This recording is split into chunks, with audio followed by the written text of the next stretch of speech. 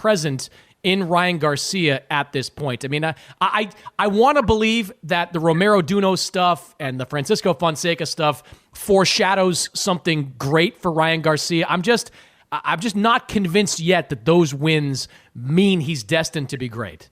It's a great start for sure. I never had doubted his power anyway. I do have questions about his chin and his defense, but Eddie Reynoso's the best trainer in the sport right now. I have no doubt that he'll do the best to bring the best out of him when it comes to defense and counter-punching ability. And you're right, I do hope it's Ryan Garcia because you and I and Lance all deal with him a lot, and he couldn't be nicer. He's always easy to deal with. He's humble, even though he's confident, and he's a credit to the sport. He's a great kid, and Devin Haney's a great kid too. So I think it's really it's a great question, Mannix, because 135 can really carry us, and maybe these guys go to 47, and we can have another kind of welterweight renaissance in a few years. That and the fact that, Garcia and Haney have had this great back and forth. Can you imagine if they kind of jump into it quickly and put on one hell of a show that leads into 3 or 4 other meetings beyond that? That would be sensational. I mean, the sport could really use that with both of these very strong personalities and, unbelievable talents going at each other for years to come. Yeah, as much as 2020 sucks, 2021. Quick, go ahead, Mike. Sorry, I was going to say, to Lance's point, I think boxing needs to get away from this marinating, as Bob Arum coined it, so to speak. If Devin Haney fights Ryan Garcia in early 2021, people are going to watch it.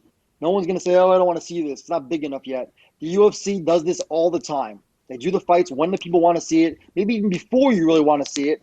And guess what? Whoever loses, they're still going to be big, and they're going to be bigger for it. Yeah, Ryan Garcia just put 10,000 people in Anaheim. Like, you'll be able to sell out a stadium, or not a stadium, but an arena for Ryan Garcia versus Devin Haney, no question. And, maybe it leads to 2 or 3 fights, and these guys fight a bunch. Yeah, I agree with both those thoughts. Fellas, great job. Enjoy your quarantine. I'm going to probably keep drinking here because that's what I do here in Boston. We are all alcoholics. So I hope your time alone is better than mine. Thank you so much for having us on, Chris. Really appreciate it. Thanks, Chris.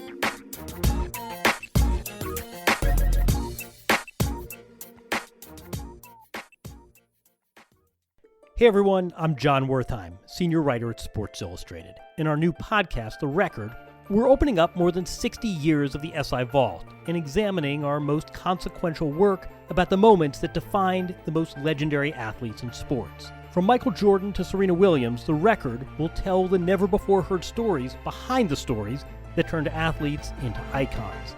Subscribe now to The Record on Apple Podcasts, Spotify, Stitcher, or wherever you get your podcasts.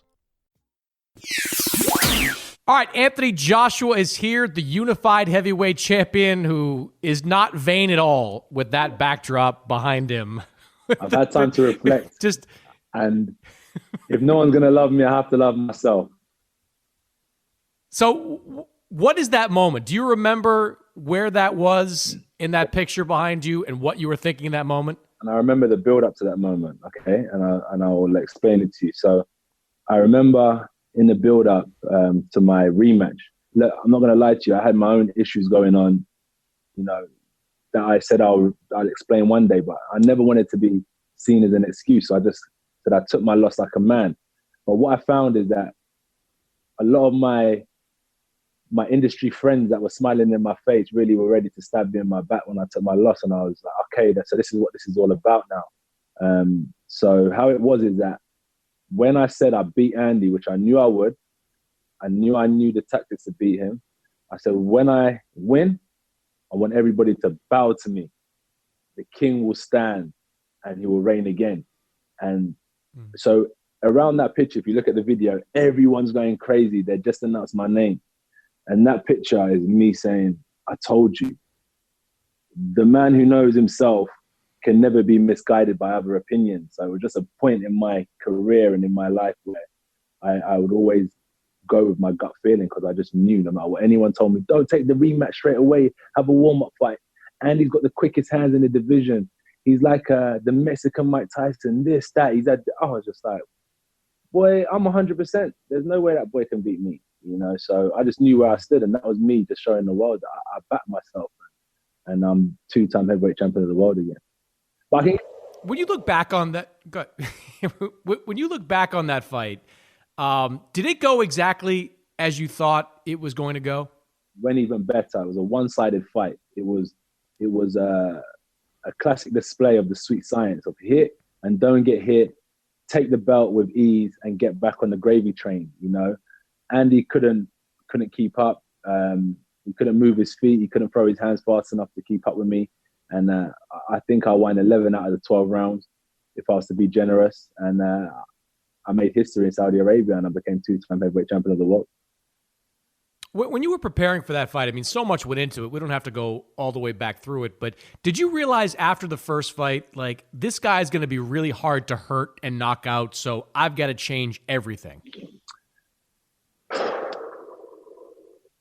It was more to the point, not the knockout part, because if I wanted to go for it, I would have gone for it in certain times. Like from the first round, I'd already bust his eye, but that was going against my discipline and my tactic. But it was just the fact that, you know, tall fighters against short fighters don't mix it inside. It's like the rule 101 that I went against in my first fight. That's a tactical point of view. So from a tactical point of view, it was give him the sweet science, the Lennox Lewis versus David Tua. You know, the stylistic, I wouldn't say the Tommy Hearns versus Sugar Ray, because you know how that went, but the rangy boxer versus the shorter arm boxer. There's a way in what you go about victory, and it's not going in there looking for a knockout. It's the word, if the knockout comes, then you take it, but don't go in there looking for it. And what did come out of that is the victory. And I think that leads on to these conversations that we're having now. And it's so satisfying to speak to you as 2-time heavyweight champions of the world right now, rather than saying, man, I tried to knock him out. I wanted to entertain. I just got a bit tired, and he picked up 4 rounds in the later part of the fight, and he just scraped the win. I'm champ, and that's all. And that's what I'm happy about. You can see behind what it means to me. If you had lost that fight, would you have retired? No way. I think that shows weakness in my own part. Even now, I sometimes think, you know, as I'm quarantining and isolating, I think, wow, retirement never looks so good. We haven't got nothing to do. So this is an indication of what we're working towards when we want to retire. But at the same time, I still have a burning desire of knowledge, of growth within me. And I think that aside, where do I put all that desire of growth and into? And I put it into boxing. So for me, until I say, you know what, I'm content with the man I've become, I think that's when I retire. But at the minute, I still want to grow as a person, and I put all that growth into my sport, and I'm enjoying the man I'm becoming through it. So you're quarantined. I'm quarantined. I'm sure your house is a lot cooler than mine. But what does quarantine life look like for Anthony Joshua? Well, I have no gym in my house. I have no large swimming pool. I'm actually at the family home with my mother, my niece, my son, my cousin. We all kind of quarantining together. So it's nice. And look, there's a pandemic happening across the world, which we're all aware of. But for me and my family, none of my family, fortunately, have had any tragic losses or any massive effects from the virus. So what we try and take this advantage of is spending time, because there'll be no time in a world like this where all of our families are together. Even for my niece, she's 12, my boy's 4. So for them, it will be like, they'll be talking about this in the next 20 years. Like, do you remember that time when the whole world was isolated? So it's just trying to create memories for them to take to their friends and their kids when in the future, to say it was a real good time to bond as a family. Do you mentioned you don't have a gym in your house. Are you thinking about, all right, I have to try to stay in shape for eventually when things come back? So, you know, with boxing, why I chose boxing when I was younger is because it's a sport that you don't really need much. So, you know, you need to keep fit. The reason why we do road work is to keep our legs strong in the later rounds. So, you know, running 45 minutes to an hour is perfect. So in the UK, the guidelines are exercise outside of your house, but to an hour. So I think that's what I do. I sometimes go cycling or I go running, which is enough. And then I shadow box in the garden, which is a lost art of boxing, the art of shadow boxing. So I've been able to rekindle my love for the art of shadow boxing, concentrating for 12 rounds. So by the time this is over, I should be the shadow boxing champion of the world, because that's what I'm working on. And, you know, little things like burpees, press ups, squat jumps, natural body weight exercises. You were tentatively scheduled to fight Kubrat Pulev in June. When you talk to Eddie Hearn, what does he tell you about future plans? It's a great question. I think Eddie feels like the fight game will rekindle around, July, August, like small hall shows. But for bigger events and mass gatherings, which we're talking about, let's say festivals, sports events, I just think that will be on the back burner for a while. So until like the NBA announced that they're making a comeback, let's say the hockey league, the NFL, soccer, I just wait and hear what's happening in other major sporting industries before I listen to anyone, because the NBA is one of the biggest sporting events in the world. So until they make an announcement that they're hosting one of their major NBA games again, I don't think boxing will come to pass quicker than that. Yeah, I agree with you. And I think one of the big questions is going to be when, like you said, large gatherings can take place. I think boxing probably comes back first with, closed door shows. But a guy like you, AJ, with, you make like $8-10 million, maybe more on live gates. I mean, if the only way you can fight in 2020 is behind closed doors, would you do it? It's a great question. Economically, I'm taking a big hit like the rest of the world, even like as I'm sitting here now. And even if I was to come back into my industry, but it's all about growth, I would definitely fight, for the love of my sport. And then economically, I got that hunger in me that, even if I drop $5 or £5 on the floor, I'm turning back to get it. I'm never too big to earn a buck. So 100%, I would fight for less than $8 million. It's a godsend to fight for that kind of money and earn it on a gate. So 100% I'll take the opportunity to fight, at the drop of a hat. When was the last time you fought in front of nobody? I remember this was probably about 2008, 2009, when I would, people would just be looking at me like in Hungary or like a European country where we would go to a tournament and there'll be like the Cuban team there, the Russian team there, the Uzbekistan team there, and it'll just be like the local Hungarians or someone that were watching.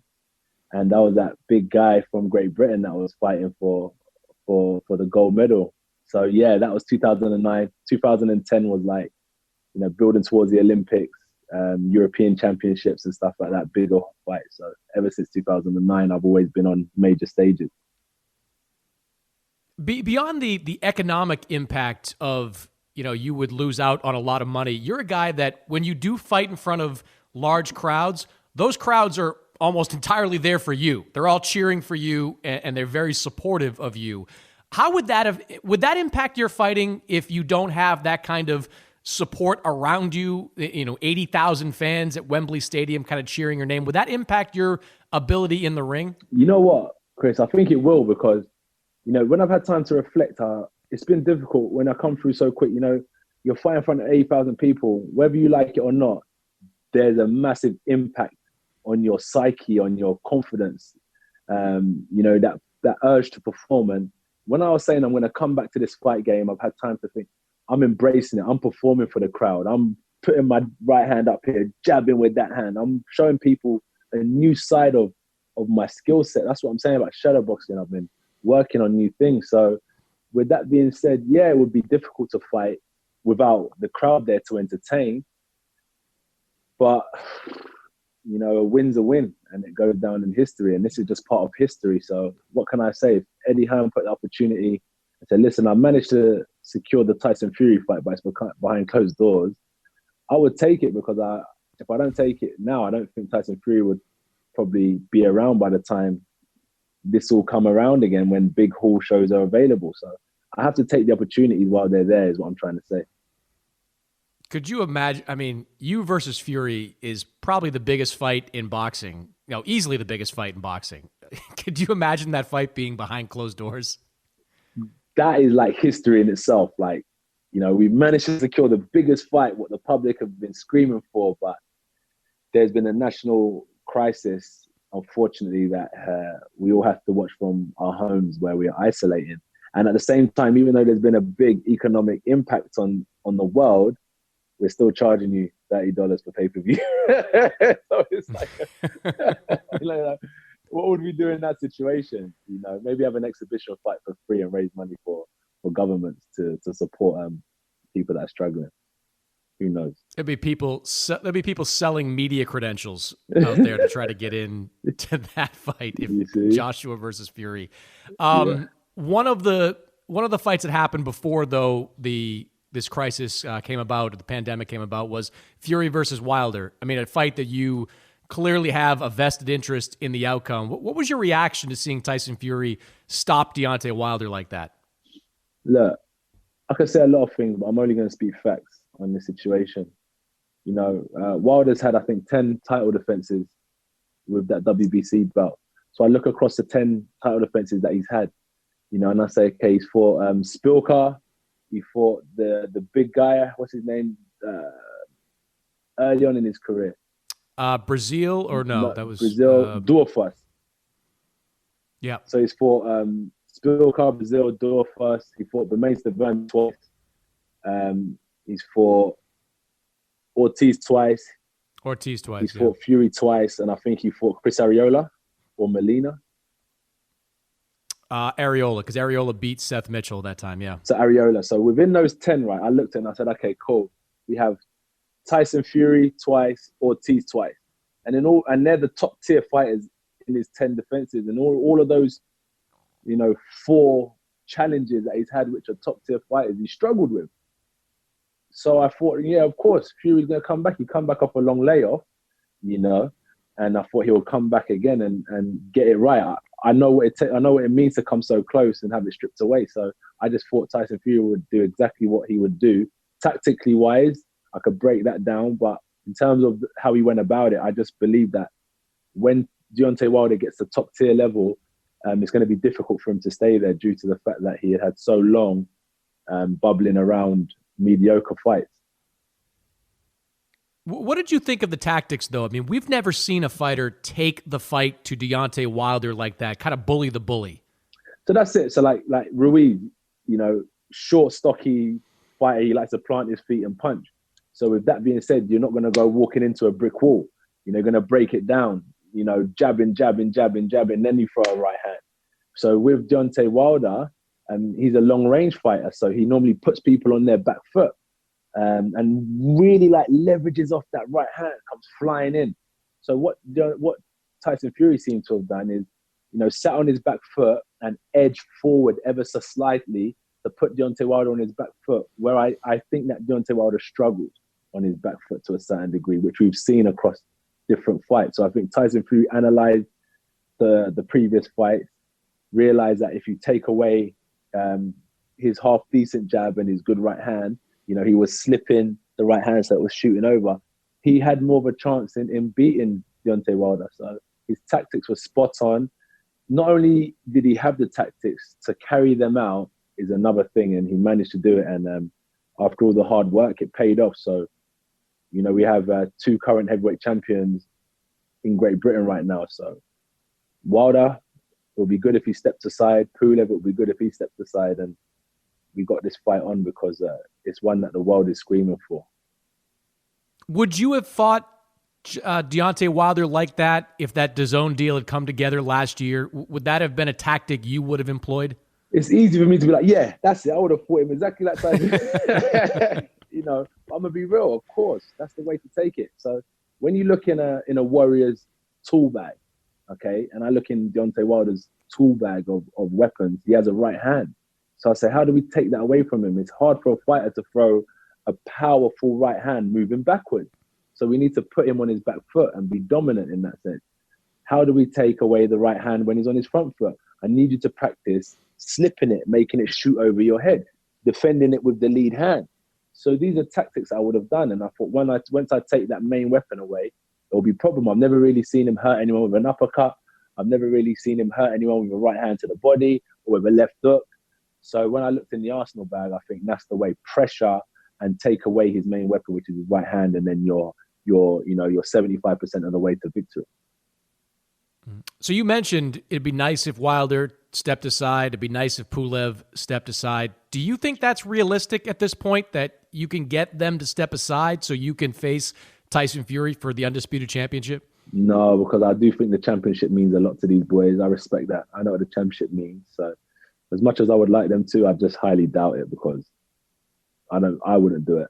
So yeah, unfortunately, it won't happen. But if a miracle did come across and they both decided to, I don't need no warm-ups. I'm ready. I'm looking forward to it. Yeah, you never would have. I mean, Eddie Hearn kind of said this, but if he had ever gone to you and asked you to step aside, you would have told him, hell no. Yeah. Look, I know it's easy for me to say that and stuff like that. And after my loss to Ruiz and stuff, it's easy to be underestimated, but I'm so fired up and so passionate and hungry to claim the number one stake as the heavyweight champion of the world. I'm fighting to hold on to my 4 belts, like fighting governing bodies, fighting fighters, fighting against, Wilder and Fury fans to say I'm willing to fight. So, to tell me to step aside, Eddie's right. I would have told him, hell no, no way. I've got to prove myself because respect is such an honorable thing to carry, for your family and for you as a person. So I want respect in this division. You don't do a lot of trash talk on social media, AJ, but were you tempted after Wilder lost to kind of respond in the same way he responded when you lost your titles? Oh, yeah. I went into my drawer, I pulled out my long list of things to say. I've got a lot of things I can say about Wilder, but, you don't knock a man when he's down also. And that was at the top of the list. So I have to stand by those principles. But for sure, I think me and Wilder, as I say, are cut from a different cloth. He's what we call, it begins with a B and ends with a H. I'm not like that. I'm more of a man. I don't really get on the internet talking crud. The only times you've really seen me talk recklessly is against Dylan White and against Jarrell Miller. But other than that, I'm an ambassador of the sport. I'm trying to be clean. I'm trying to be represent my sponsorships, represent the zone properly. So I try to stay away from the typical stereotype of a heavyweight boxer. So it's difficult, but I have it in me to fire up and talk recklessly when needed.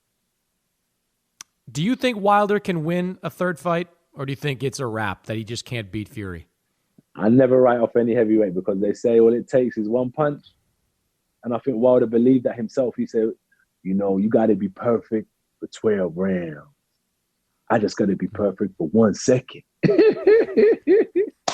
He believed the hype, So, in my opinion, I think that Fury will go in there and win again. But as I said, it's so true. All you have to do is catch him with one shot, and the tables can turn quickly. So good luck to them both, and we'll see what happens when this is all done.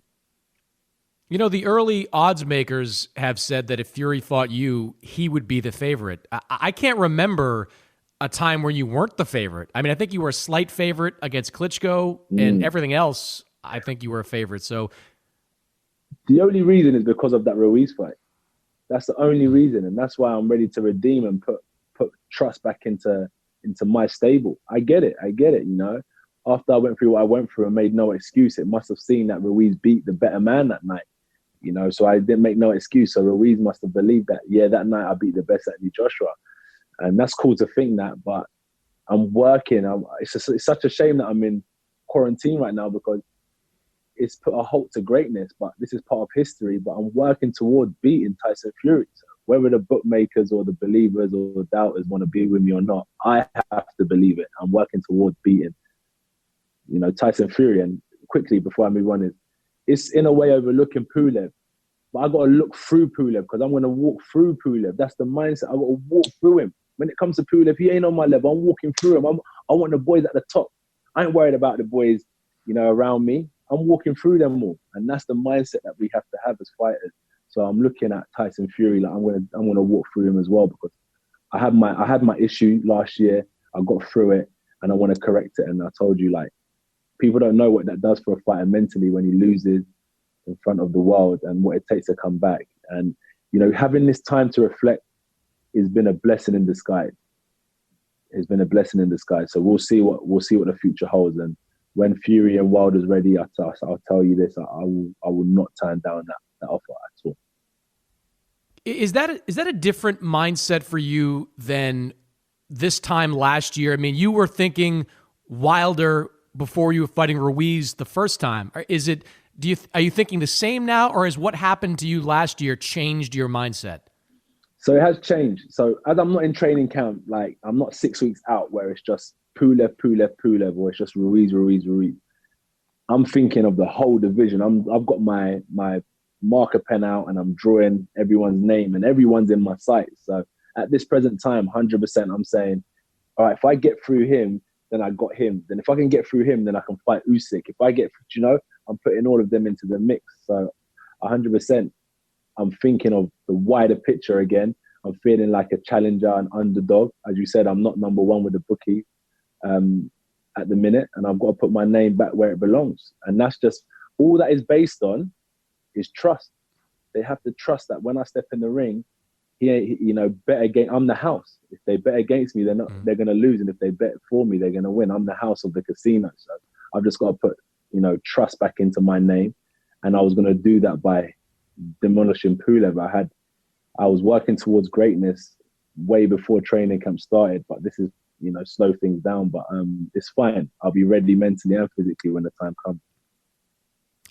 You're one of those guys that had you had a bird's eye view of Tyson Fury coming up because of where you are in the UK and where Fury came up. For a long time, he was like the guy that punched himself in the face. Exactly. He was the guy that Steve Cunningham knocked down. I mean, has he surprised you in how far? Yeah, man, exactly. Yeah. Yeah, no, he has surprised me, but I believe that every fighter needs time to develop. And I say, like, Tyson Fury has been professional now, 13 years? Since 2009? What were we in? 2009, 10, 11, 12, 13, 14, 15, 16, 17, 18, 19, 20. What's that, 11 years? 11 years, going on 12 years. He needed so much time to develop, and he's finally got to a stage where he's found that straw of confidence, so congratulations to him. So I just reflect that. And that's why, as you said, that bird's eye view, when I was studying these guys, Tyson Fury, when I was coming through, and I looked at my career and I said, whoa, I've done what took him 10 years to do in 3 years. Imagine where I'm going to be in 10 years. So I keep on moving through. And I get that I had my little issue with the Ruiz thing last year. But as I always say, another 6 years from now, when I'm, where Tyson Fury is in times of time, I should be unstoppable, because experience and wisdom is one of the greatest teachers. And that's what I'm gathering now, is masses of knowledge about the boxing industry. All right, before I let you go, you are massively popular in the UK. You are very popular in the US, Madison Square Garden, selling out the way that you did.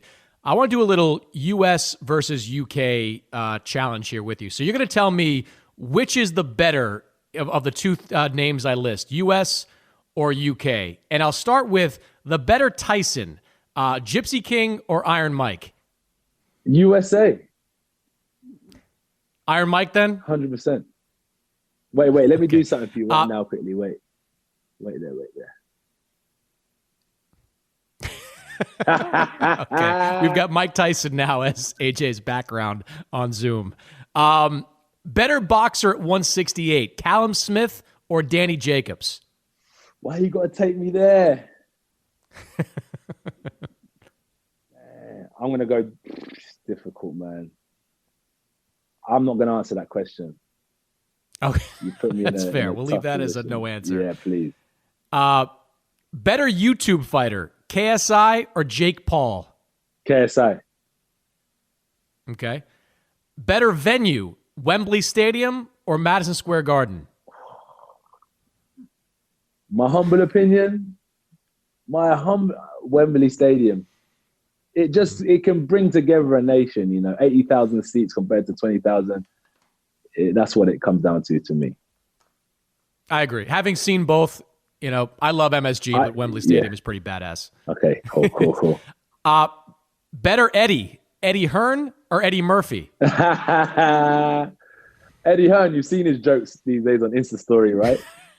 Why did the chicken cross the road and all that? Eddie does good business and tells good jokes. He's pretty bored nowadays, that Eddie Hearn. Better rapper, Stormzy or Drake? Drake. Okay. Better action hero, James Bond or Ethan Hunt? James Bond. Okay. Better singer, Adele or Beyonce? Beyonce. Okay. Better brew, tea or coffee? Coffee all day. I'm with you there. Better pub grub, fish and chips or burgers and fries? Burgers and fries. Better nerdy franchise, Harry Potter or Star Wars? Ooh. Star Wars. That's a tough one for you. I'll That's probably a say tough Star one. Wars. Okay. Better Prince, Prince William or Prince the artist? What the purple rain. Purple There you go. rain. Prince the And artist. lastly, Prince the artist. Yeah. Lastly, better blonde chef whose name starts with the letter G, Gordon Ramsay or Guy Fieri?